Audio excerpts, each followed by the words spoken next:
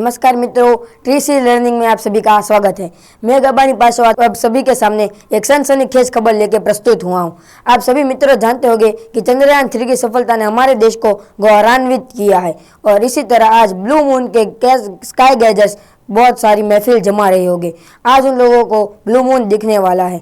क्या आप लोग जानते हैं कि इसे सुपर मून क्यों कहा जाता है? जब चंद्रमा एक समय धरती के सबसे करीब होता है तब वह काफ़ी बड़ा दिखाई देता है और जब इसकी लंबाई हमारी पृथ्वी से 3,57,244 किलोमीटर दूर होती है और आज यहाँ पर ब्लू मून दिखाई देने वाला है। और साथ ही में हम इस लोगों को इसलिए यहाँ पर यह विशेष योग्य बात ध्यान देने के लिए है कि यह विशिष्ट पूर्णिमा 1 अगस्त को आने के बाद दूसरी बार इस महीने में आ रही है, इसलिए इसे ब्लू मून कहा जा रहा है। और आदर्श रूप से हमारे पास जो पूर्णिमा होगी वह सुपर ब्लू मून होगा और इसलिए इसे खूब विशेष माना जाता है। और आप जानते हैं कि इसके लिए इसे खास इसलिए माना जाता है क्योंकि इसे एक दुर्लभ घटना से जुड़ा हुआ है।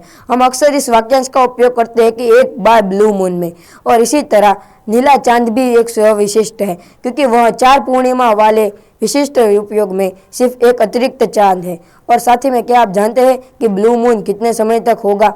ब्लू मून इतने समय तक होगा, इसकी जानकारी space.com के अनुसार हमें पता चली है।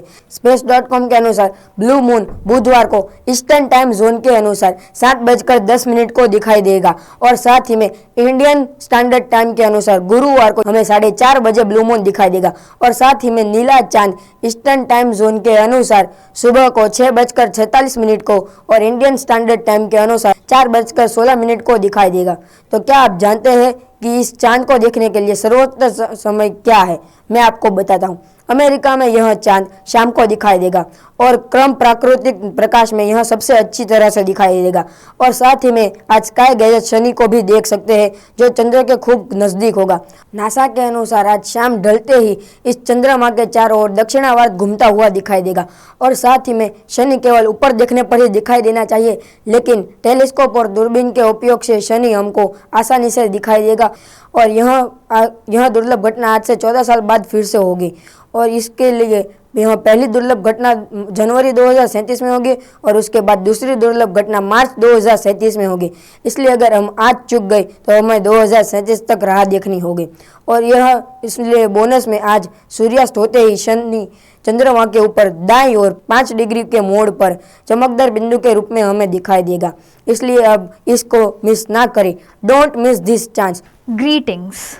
I am Soumya Jha from grade 10th TRIS CBSE, and this was all about what the supermoon is and its grandeur. Now let us see what happened in our school on this occasion. At the midnight hour on 30th August, Thursday, our school organized an activity to observe this wonderfully rare phenomenon. At the school campus, we have Anupam sir, Viras sir and others to conduct this activity. The first attempt we made was to observe the moon that is present just above the school's building through the naked eye. And as you can see, this attempt was not so successful. While the moon is visible, it is not so clear, and to study its distinct features, we require a telescope. And hence, the second attempt we made was to use the school's Newtonic telescope or the reflecting type telescope and a 40 mm eyepiece, which provided a remarkably crystal clear image of the moon. As you can see, what is visible right now is the north pole of the moon, and India's ambitious space mission, that is the Chandrayaan 3, is on the other side, that is on the southern pole of the moon, trying to discover the many unknown facts about moon that are to humans.